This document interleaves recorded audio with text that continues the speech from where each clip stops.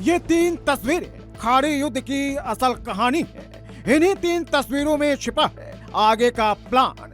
दूसरी तस्वीर में अमेरिकी फोर्स की ग्राउंड ऑपरेशन की तैयारी है। तीसरी तस्वीर में ईरान की अमेरिका को सीधी धमकी है, अगर आओगे तो मारे जाओगे। यानी तैयारी दोनों तरफ से हो रही है। आगे आपको बताएंगे अमेरिका के ग्राउंड ऑपरेशन को फेल करने के लिए ईरान में कैसे कमांडो तैयार किए जा रहे हैं।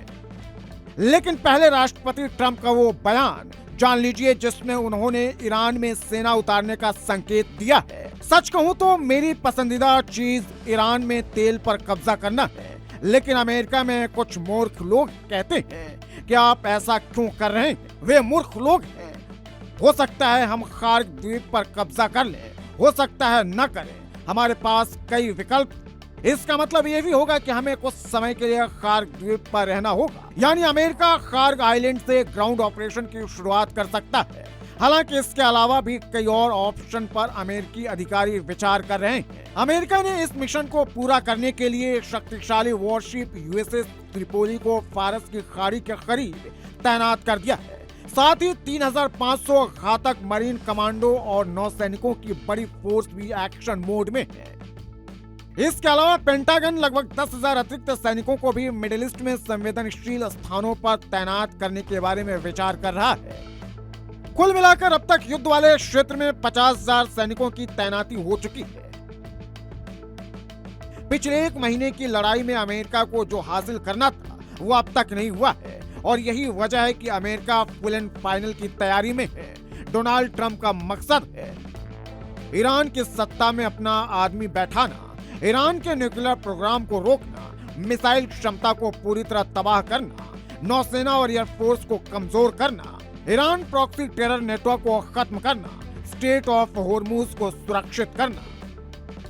लेकिन ये जितना आसान लग रहा है उतना आसान है नहीं, ये बात पेंटागन और मोसाद के अधिकारी भी जानते हैं। दरअसल ईरान के पास पिछले 40 सालों का वो तजुर्बा है जहां वो छिपकर और टुकड़ों में लड़ना, वार करना पूरी तरह से जानता है। इसके अलावा मिसाइलों का जखीरा, ड्रोन्स की खेप और साथ ही पूरे मिडिल ईस्ट में एक तरह से प्रॉक्सी गुटों का जिसका नेटवर्क है वो उसे और मजबूत बनाता है। अमेरिका के लिए ग्राउंड ऑपरेशन क्यों मुश्किल होगा ये हम आपको आगे बताएंगे, लेकिन पहले तेहरान टाइम्स का ये फ्रंट पेज देखिए जिसमें साफ साफ लिखा है, नरक में आपका स्वागत है। अगर अमेरिकी सैनिक उनकी जमीन पर कदम रखते हैं तो वो ताबूतों में ही वापस लौटेंगे। यह अमेरिका को ईरान की सीधी धमकी है। ईरान की ये धमकी यूं ही नहीं है। जिस तरह की तैयारी उसने हवा में कर रखी है वैसे ही तैयारी वो जमीन पर भी कर रखा है।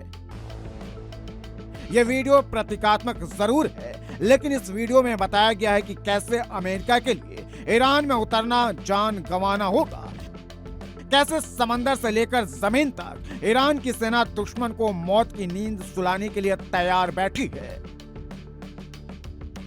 बताया जा रहा है कि मिशन के तहत ईरान ने 10 लाख वॉलंटियर सेना में भर्ती किए हैं। इसमें 15 से 16 साल के युवाओं को दुश्मन से लड़ने के लिए तैयार किया जा रहा है। इन्हें गुरिल्ला वॉर और फिदाइन अटैक की ट्रेनिंग दी गई है।